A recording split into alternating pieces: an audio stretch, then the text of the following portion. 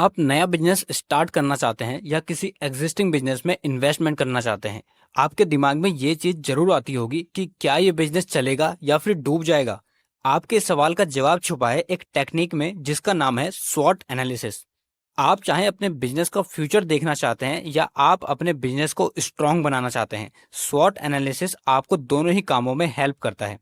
स्वॉट analysis का मतलब है strength, weakness, opportunity and threats analysis. अगर आप किसी भी कंपनी के बारे में इन चारों चीजों का एनालिसिस कर लेते हैं तो आपको उस कंपनी का फ्यूचर दिख जाता है और आप समझ पाते हैं कि इस कंपनी में आपको निवेश करना चाहिए या फिर नहीं।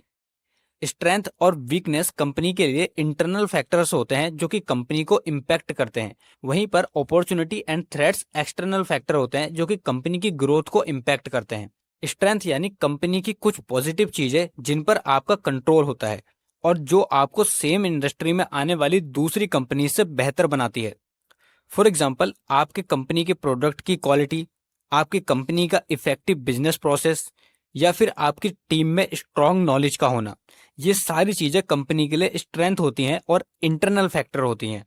वहीं पर वीकनेस यानी कि कंपनी की वो कमियां जिनके कारण आप खुद को बाकी कंपनियों से पीछे महसूस करते हैं, जैसे कि आपकी टीम में नॉलेज की कमी होना, आपके प्रोडक्ट की लो क्वालिटी होना या फिर आपकी कंपनी की लोकेशन खराब होना।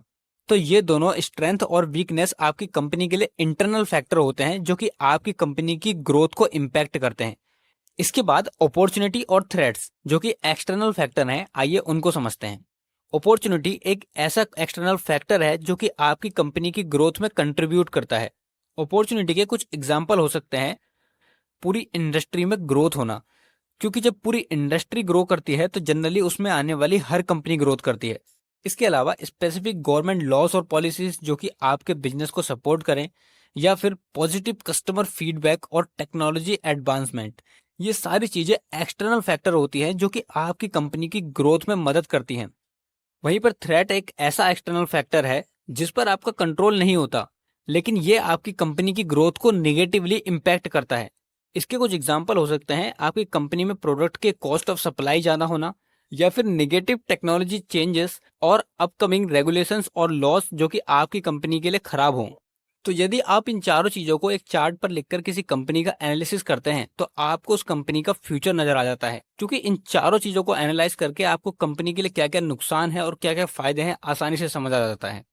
ऐसे ही इन्वेस्टमेंट और फाइनेंस से रिलेटेड वीडियोस देखने के लिए हमारे चैनल को सब्सक्राइब जरूर करें।